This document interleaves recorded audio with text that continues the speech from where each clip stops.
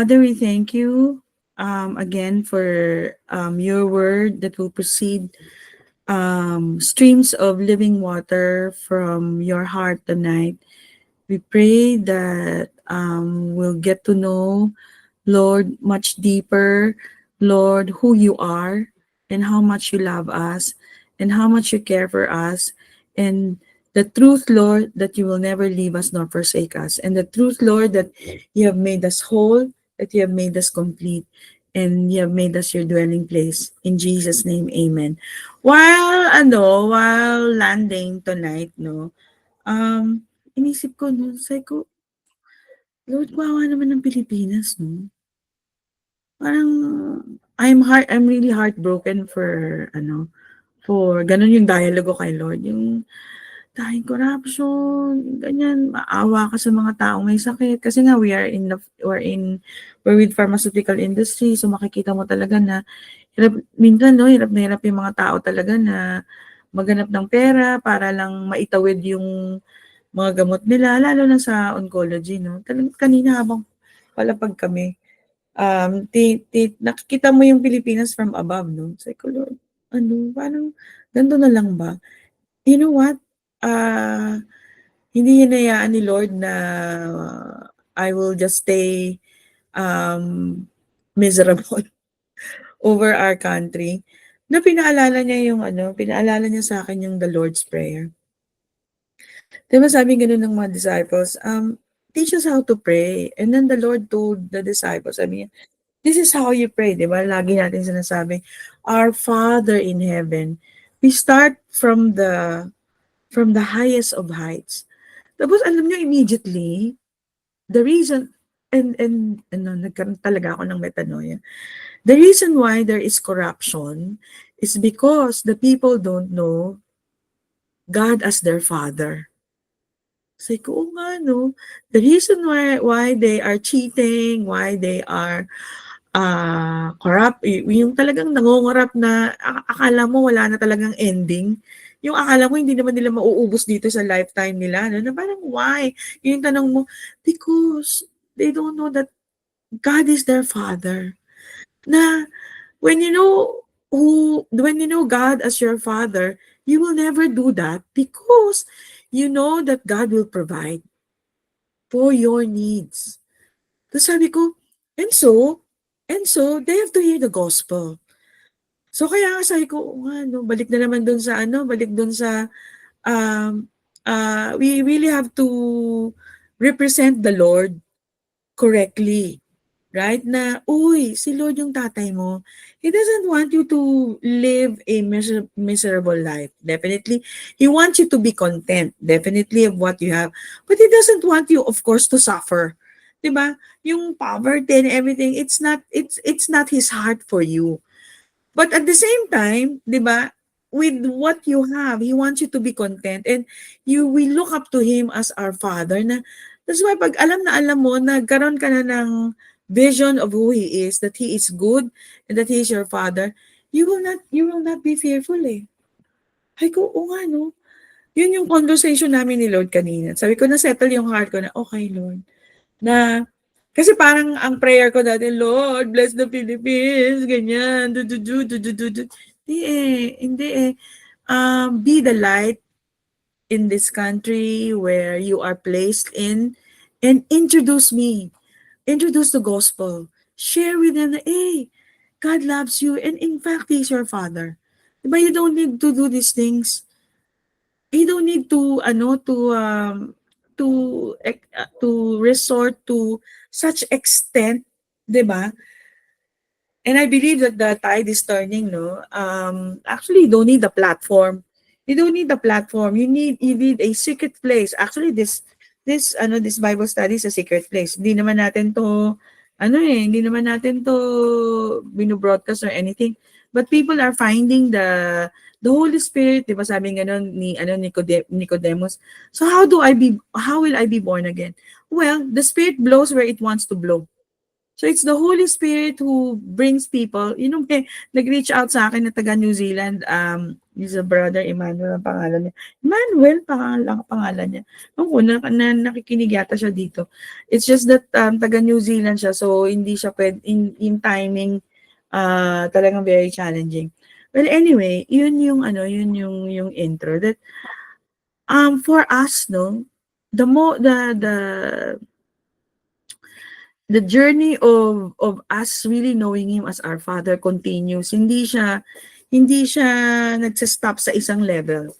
But the more that we come to know who he is, our loving Father, then our hearts gets more settled. Then our hearts gets more peaceful. Then our hearts gets more calmer. Kasi, di ba, inakap ka na nga ng tatay mo. Ano ka na kalma ka na. And I remember this one story, pastor's kid. Merong syndrome na ganyan yung pastor kid syndrome. Ano siya? Not blaming the father, no, but unfortunately, siguro of the circumstances that the daughter was in, no, friends and ganyan, nagrebelde talaga siya. And it came to a point na nagkaroon siya ng eating disorder, parang ganyan. So, talagang na-depress siya, affecting health niya. Came to a point that nobody can talk to him, nobody can talk to her. And not even the father. So, talagang sobrang in dire straits na, no. But one time, no, nagkita sila dun sa kitchen. Wala ng hindi pumapasok yung salita. Minsan kasi tayo, no, ang dami nating advice. Madami tayong mga gustong sabihin sa isang tao na hindi naman nila pinapakinggan, di ba? You know what the father did? He just hugged the daughter very tightly. Nung una, nagpupumiglas pa yung daughter. But then, after how many minutes, the daughter just cried and cried and cried, and healing came. And then, she came back. She came back to the family. She came back to the Lord. So it's really knowing the hug of the father, no? Just like the story of the prodigal son. The prodigal son, they didn't have nga, di ba, the father kissed, rain down kisses. Kung pag na-imagine mo nga yun, hindi yung simpleng ganun lang. But yung hanggang sa, actually, hindi na makasalita yung, kasi di ba, magko-confess na siya, hindi na siya nakasalita. Kung iisipin mo mga, it sounded like this, "Oh, Father," kasi nga, yung bibig nung ni Aba, nandun na sa mukha nung son So, ganun niya tayo kamahal. And siguro, hindi siguro, but my prayer is that, we become vessels who will proclaim the father heart of God to this nation. Kasi parang siya merong orphan spirit.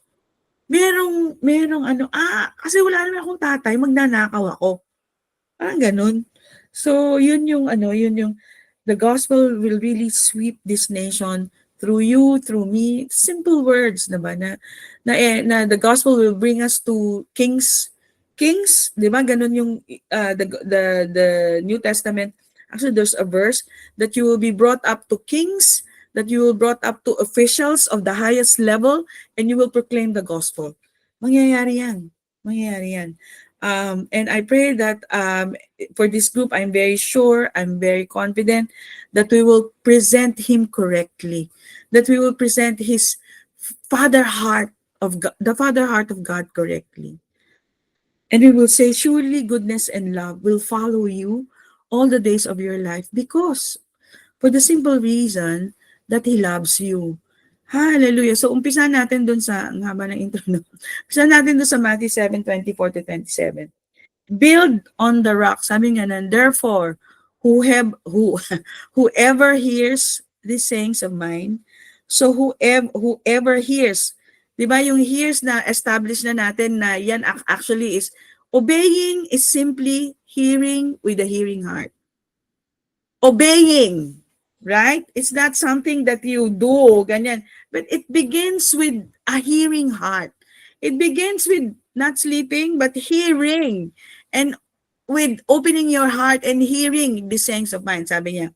And thus them, kasi how can you do it if you don't hear, di ba? I will liken him to a wise man who built his house on the rock. And we know who is the rock? The rock of ages. You are faithful and true. You are able to do what you have promised. Actually, favorite ko yun. Naalala ko lang yun. Okay. And the rain descended and the flood came. The floods came. So, ito, maliwanag na maliwanag, no? The Lord didn't promise that this life is going to be a bed of roses, but there is going to be rain, floods, and winds that's going to blow and beat the house, but it did not fall. It did not fall. Why? Because it was built on the rock. So, meron pang kwento na actually sinare ko dun sa, while I was talking, no? Si, naalala to ni Tina. Ano ang purpose ng storm? Ano ang purpose ng typhoon? Actually, it's to show you how strong your foundation is. How strong. Kasi kung hindi siya strong, it will be the verse 26. But everyone who hears this saying of mine and does not do them, umpisa-umpisa, hindi ka nakikinig, will be like a foolish man who built his house on the sand. And then when the rains come, floods came, and winds blow, and beat on the house, it will fall. And great was its fall. So the Lord is encouraging us, no? Let's hear our way out to all this problem. Let's hear our way out rejoicing, di ba? Receiving katalambano, di ba? Katalambano, and lo and behold, you'll be a house on the rock. So it's all about, di ba, yung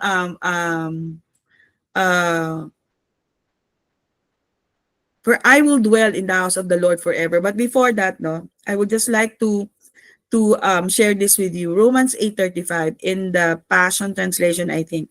What will it take to distance us from the love of Christ? You name any potential calamity. What will it take to distance us from the love of Christ? Intense pressure of the worst possible kind, claustrophobia, persecution, destitution, loneliness, extreme exposure, or life-threatening danger or war. Let me quote you scripture to remind you. Because of our association, in other words, because of our union with Him, we were reckoned as sheep to be slaughtered. We have been jointly slain on that day. Remember that you already died. And therefore, you're not supposed to be afraid of death anymore because you already died. Death has killed death. Oh, maganda yun. Okay. So because you were jointly slain on that day. So the word logizomai, to take an inventory, to conclude, the word thanatometa is only used once in its form. So Paul quotes the Psalms 43:23 in the Hebrew text. So together, so it's combined with thanatos, to kill, to emphasize the idea of our joint crucifixion. So when Jesus died at the cross, on the cross, you were with Him.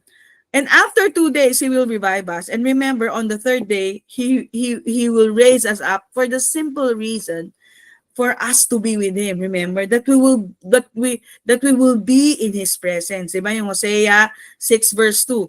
So we have been co-crucified, co-raised, and now co-seated together with Christ. On the contrary, in verse 37, in the think of these things, our triumph remains beyond dispute. His love has placed us above the reach of any onslaught. His love has placed us above the reach of any onslaught. You recite this when there's rain, when there's flood. Your love has placed me above the reach of any onslaught. This is my conviction. No threat, whether it be death or life, be it celestial messengers, demon powers, or political principalities. Nothing known to us at this time or even in the unknown future. No dimension of any calculation in time or space, or any device yet to be invented, or any device that Elon Musk or whoever will invent, has what it takes. Diba? Ang sabi ganun, all the jobs, most of the jobs will be replaced by AI. You know what? I saw a driverless car in San Francisco. Yun yung masabi ko, walang driver yun. It's a Google car. Can you imagine? Hindi ko nga na-picturean eh. Hindi ko na video. Anyway, kahit na ano pa yun, sabi ko, nor any device yet to be invented has what it takes to separate us from the love of God, unveiled in our Lord Jesus Christ. Unveiled in who? Unveiled in, how do we know the love of God? It is unveiled in the person of Jesus Christ. How do we know? Do you want to know how much God loves you? Well, that's why we are studying every Saturday. And it is all about the Lord Jesus Christ, because the love of God is unveiled through our Lord Jesus Christ. So, Psalms 23 verse 6. Surely goodness and mercy shall follow me all the days of my life, and I will dwell in the house. So dito tayo magdodwell, no? In the house. In the Hebrew, it's bayit. So it means house, household, temple, or dwelling. So it's a three-letter word.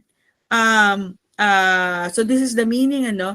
And it was first used during the in Genesis 6:14, during the time of Noah when he was building the ark. So sabing ganun ni Lord sa kanya, make yourself an ark of gopher wood, make rooms in the ark, and cover it inside and outside with pitch. So anong ibig sabihin yan?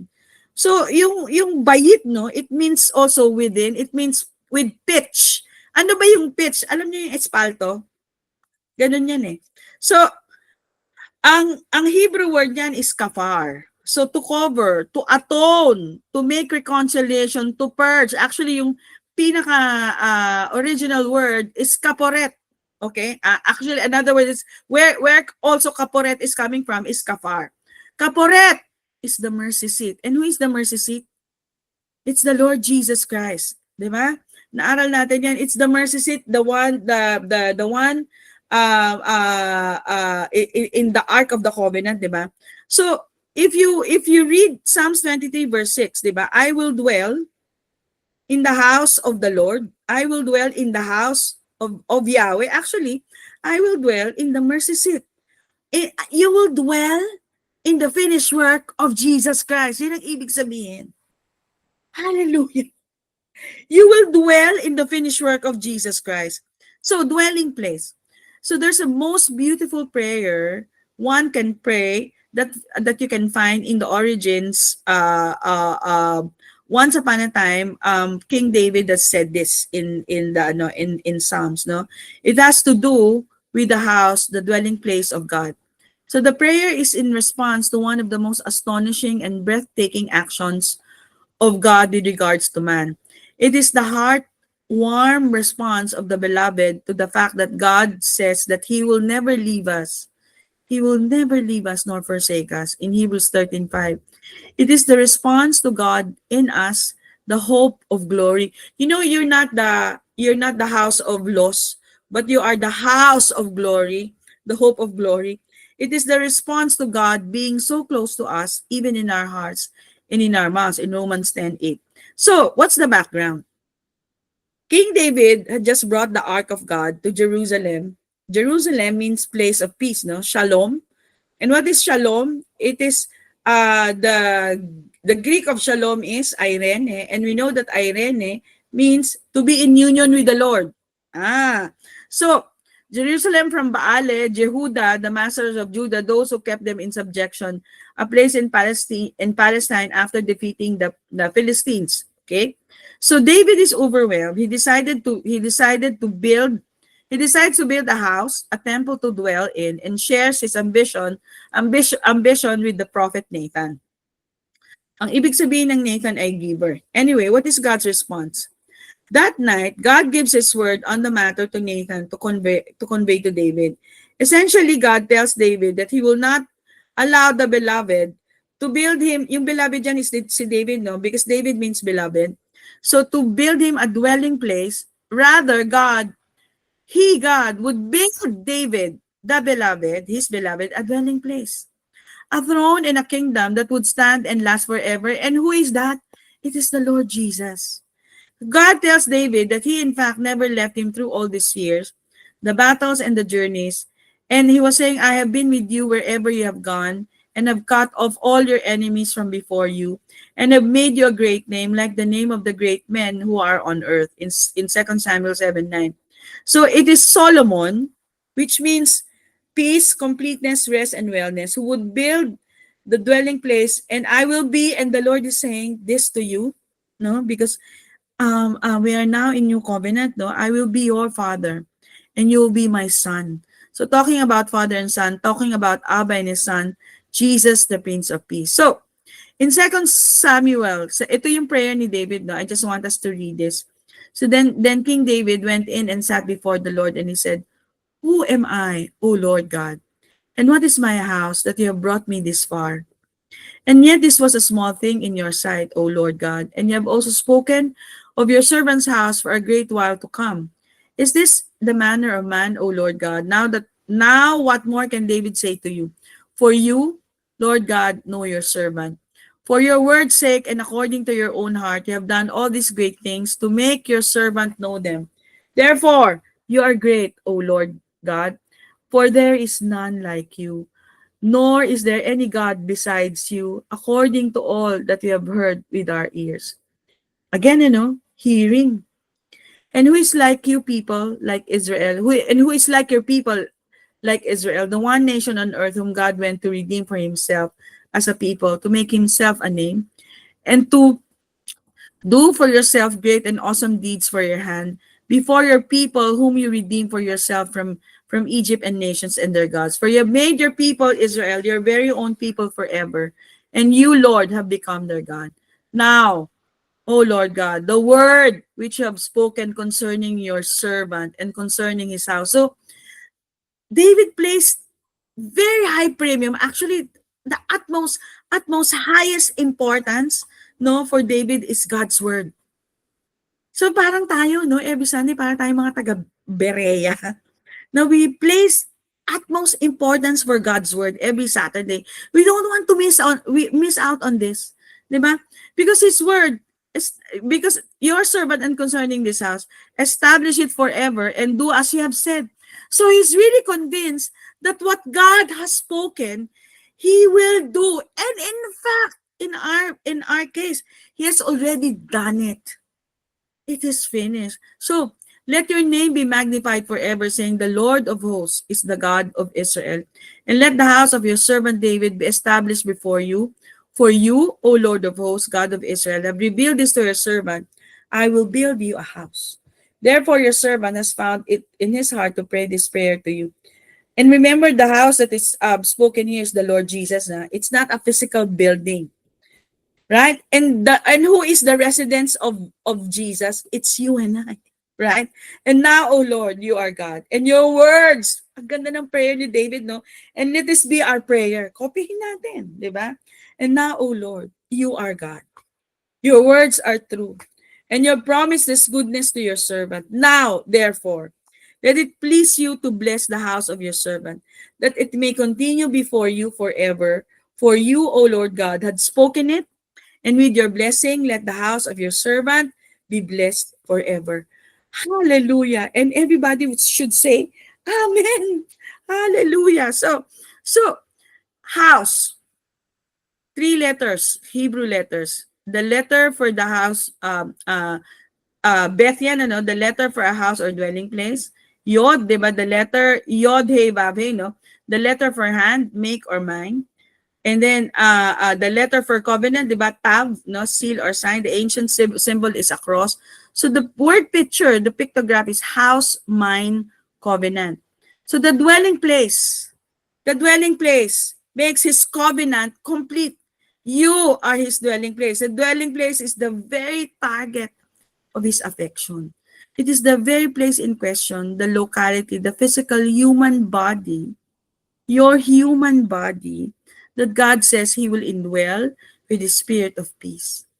And when he says he dwells in a very complete and whole body. Hallelujah. Hallelujah. So it is the resting place that God prepared for himself to abide in forever through Jesus. It is you. It is you. It is you. It is you that I love. It is you. Actually, the Lord is singing also this song to you. And you singing it to the Lord. My Lord and King. Di ba may kantang ganun? Anyway, let's go to John 5:25. Now, there is in Jerusalem, by the sheep gate, a pool, which is called in Hebrew Bethesda. Bethesda in Hebrew means home of grace and kindness. Having 5 porches, in this lay a great multitude of sick people, blind, lame, paralyzed, waiting for the moving of the water. For an angel went down at a certain time, ito yung sabi, no? Into the pool and stirred up the water. Then whoever stepped in first after the stirring of the water was made well of whatever disease he had. Now, this man, a certain man was there who had infirmity 38 long years. 38 long years. So, ito yung itsura ng Bethesda, no? Infirmity in Greek is asthenes, which means to be weak or without strength. So, ano siya, hindi siya, parang si Chris, ano? Chris Aquino.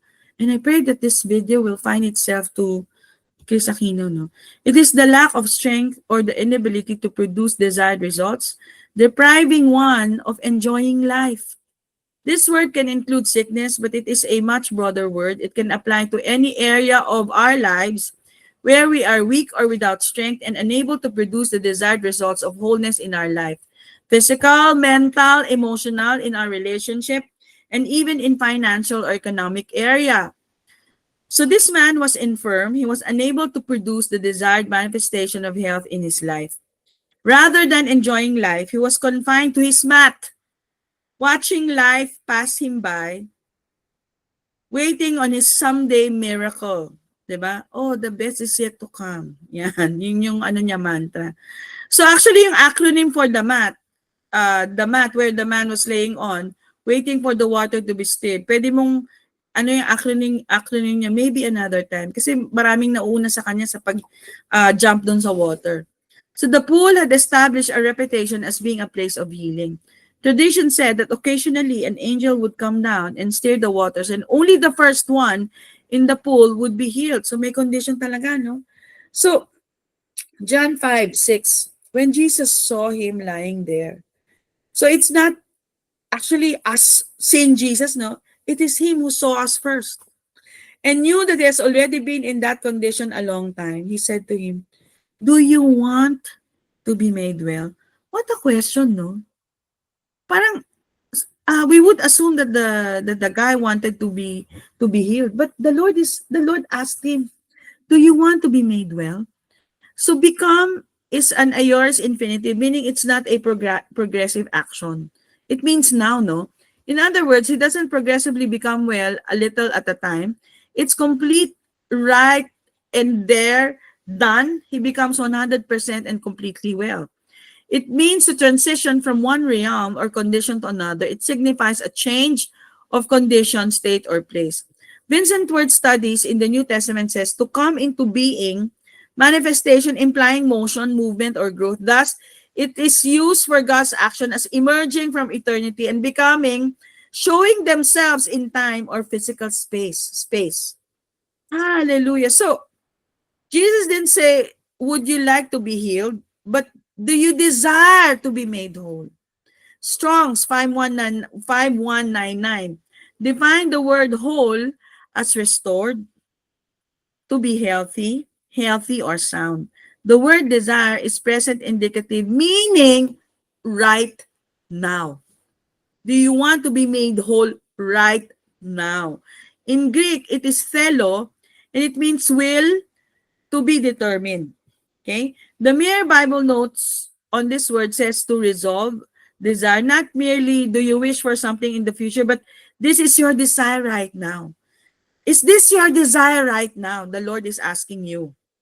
Don't read into that having enough faith to get healed. Don't read into that having enough faith to get healed. Jesus is asking him if his will, his determination is to be whole. If this is his desire right now, or would he prefer to sit there on the mat?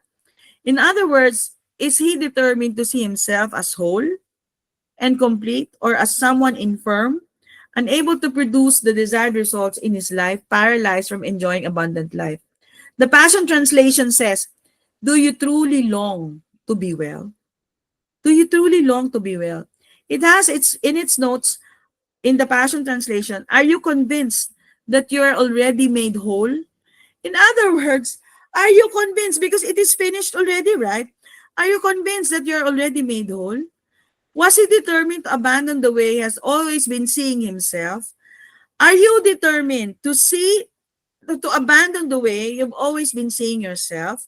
So, eyes locked in. Like this, no? Eyes locked in. Eyeball to eyeball. So that's not the same as that's not the same as do you have enough faith? Jesus wants to change the man's perception and shift his understanding of how he sees himself. So, yung mirror principle, when you look at the face of the Lord, you see yourself. You see yourself whole because that's the way the Lord sees you. Hallelujah. So, John 5:8, John said to him, rise, rise, take up your bed and walk. Jesus looked into this man's eyes, standing face to face, breath to breath, and simply spoke, rise. Rise, Job. Rise. The word rise means to awaken from sleep or death. Jesus said, what? Jesus said, wake up. Wake up. It was a resurrection language. One word from him produced in this man the ability to produce results. And he says he immediately picked up his bed and walked.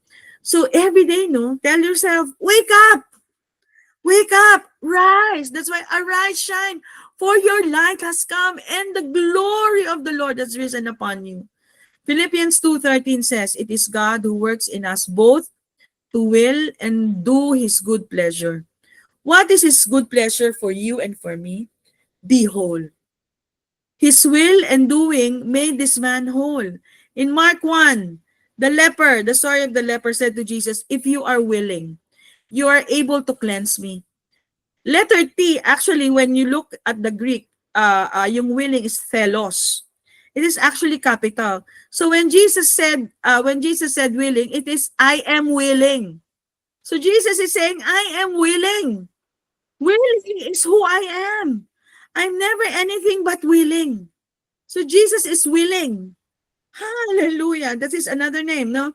Now, balik tayo dun sa pool, There is in Jerusalem by the ship gate a pool, which is called in Hebrew Bethesda, having 5 porches. Jerusalem is Jerusalem, as we've said, in Hebrew, it is God's dwelling place. It also means God's dwelling place in Zechariah 8:3. It is a compounded word. The core word in this name is shalem, which means peace or completeness and wholeness. The first part of Jerusalem is yare, meaning to revere, to pay, to heed, in extreme cases to fear, or to inspire awe, or to see, actually, yara, yabara'a, okay? One rabbi said Jerusalem can either mean they will see or they will feel the awe. And when you put the first part together, you will fully understand the name Jerusalem. And Jerusalem is you. Hallelujah. They will see. They will see the wholeness and they will feel the awe of the completeness. Zechariah 8:3 says it is called the city of the truth. The word city is ir in Hebrew and means excitement. The root word is ur and it means to awake. Awake, no? To open the eyes. Truth is reality. Zechariah doesn't just say city of truth, but city of the truth. Awake to your reality. Awake to the truth, no? Awake to the truth.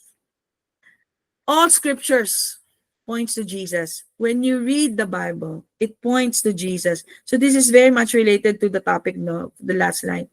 So Jesus came alongside the 2 disciples on the road to Emmaus. So this is after the crucifixion of the Lord. No, they were so despondent, they were so sad, and they were walking towards Emmaus. So they left Jerusalem. No, and then began walking and talking. Jesus actually went along with them, talking and walking with them, and beginning with Moses and all the prophets. He shared with them all the scriptures concerning himself. So it's all about the Lord. It's all about Jesus. Because how do you introduce the Father heart of God? Is when you introduce Jesus.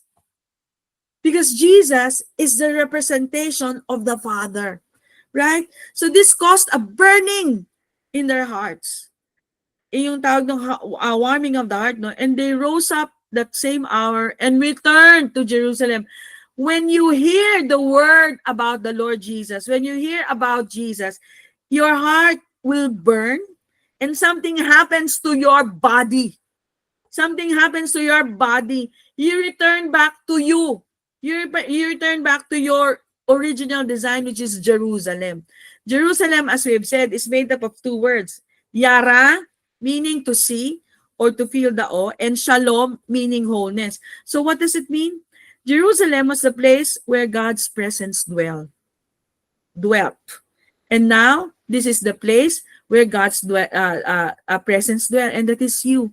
You are Jerusalem. These two disciples had an awakening and immediately rose up, immediately rise, rose up and saw clearly. All hopelessness was gone. And they saw that he wasn't dead and gone. He is resurrected. And when you see that he's resurrected, you see yourself, right? Because what happened to Jesus happened to you. Hallelujah. And the resurrected one is always with them, and they are his dwelling place, and their wholeness or completeness is in him. Hallelujah. Hallelujah. So the moment we discover Jesus in scripture as in a mirror, our hearts ignite, and our very next meal becomes a celebration of our incarnate union. So every time we partake of the bread and the wine, we remember him, we give thanks. Every meal celebrates you as the Jerusalem, as his temple. Your body is God's address on planet Earth. Your body is God's address on planet Earth. He does not dwell in buildings made by human hands. You will never again need to employ your willpower to diet and get into shape. The table is sacred and celebrates your body as a sanctuary of your redeemed life, the life of your authentic design. So we have this treasure in earthen vessel. The vessel takes its value from the treasure it holds. Feast your mind on likeness reality. Make deity, ano yung deity, who is the deity? It's the Lord Jesus, your diet. So let's have the Jesus diet, no? Digest me. Let's digest the Lord. When we partake of the communion and when we have this Bible study, face your Father. So I got this from the Mirror Study Bible.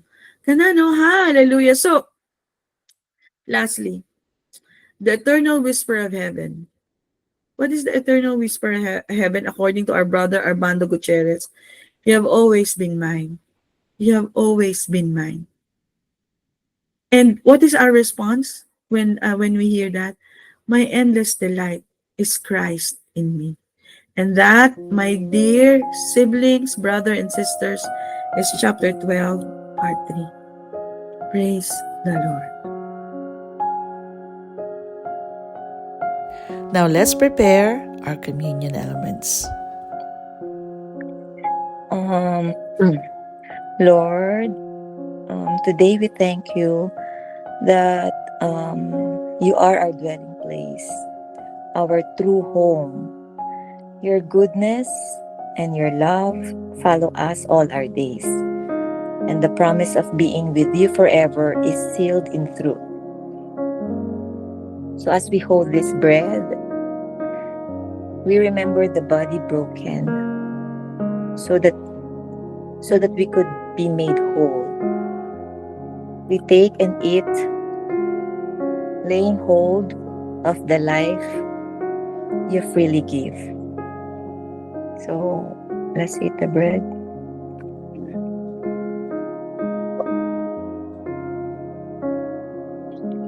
As we lift this cup, we remember the blood poured out, sealing a covenant that makes us complete in you.